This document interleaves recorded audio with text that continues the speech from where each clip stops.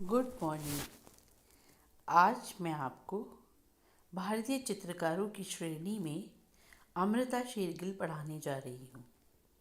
अमृता शेरगिल, इनके सामान्य परिचय में अमृता शेरगिल, इनका जन्म 30 जनवरी 1913 में हुआ।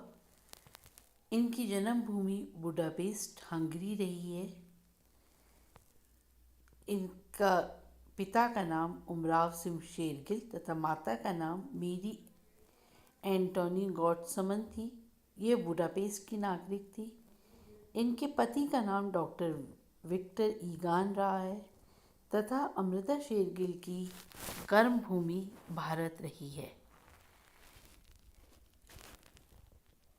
इनकी चित्रकारी की धरोहर मानक 20वीं सदी में एक ऐसा दौर भी आया जब दुनिया भर के कलाकारों में सबसे अलग और लीक से हटकर काम करने का जुनून बढ़ने लगा था।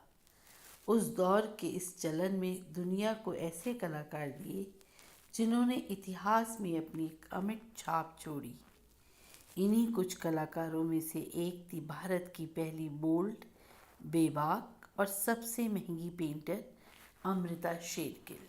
आप अमृता शेरगिल का सेल्फ चित्र देख रहे हैं। ये उनकी फोटो है।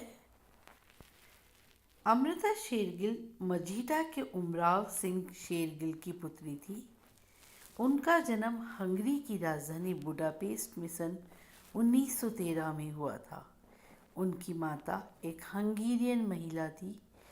उमराव सिंह जब फ्रांस गए तो उन्होंने अपनी पुत्री की शिक्षा के लिए पेरिस में प्रबंध किया। जब वे पेरिस के एक प्रसिद्ध आर्ट स्कूल में शिक्षा प्राप्त कर रही थी तो उनके मन में अपने कुछ संबंधियों के कारण भारत आने की इच्छा जागृत हुई। 1921 में उन्होंने इटली के फ्लोरेंस नगर में चित्रकला की शिक्षा ली। वहाँ उन्होंने एक नग्न महिला का चित्रण किया था। इसके कारण उन्हें स्कूल से निकाल दिया गया।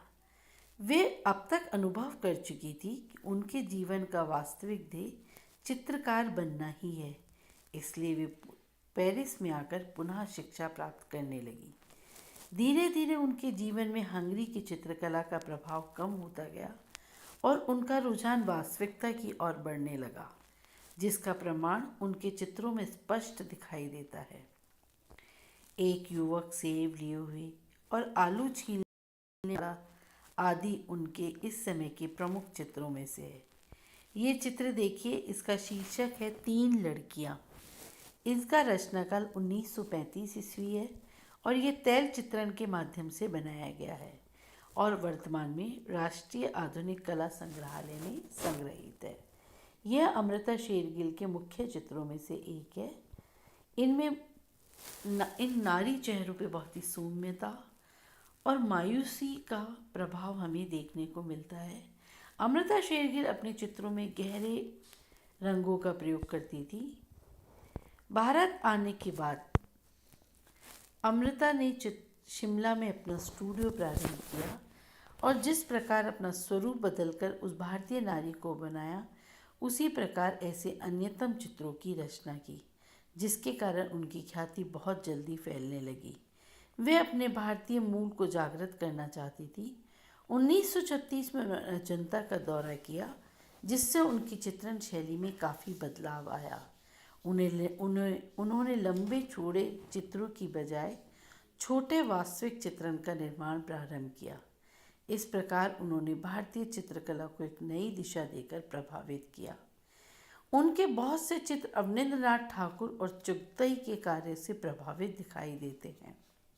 अमृता हमेशा कहती थी, मैं सिर्फ हिंदुस्तान में चित्र बना सकती हूँ। यूरोप तो पिकासो और मैटिस का है, हिंदुस्तान सिर्फ मेरे लिए है। आज से दशकों पहले इस बात को कहने वाली अमृता शेरगिल वह कलाकार थी जो अपने समय से बहुत आगे थी। सिर्फ 28 साल की छोटी सी जिंदगी में अमृता ने इतिहास को उन गहरे रंगों से भर दिया जिनकी छाप आज भी फीकी नहीं पड़ी है। और शायद इसीलिए उनकी ज़िंदगी भले ही लंबी नहीं थी, पर बहुत बड़ी थी। रंगों से भरे अपने छोटे से जीवन में अमृता ने कला जगत को वह विरासत दी कि अब इसको केंद्र में रखकर पूरब और पश्चिम की कला सालों साल परखी जा सकती है।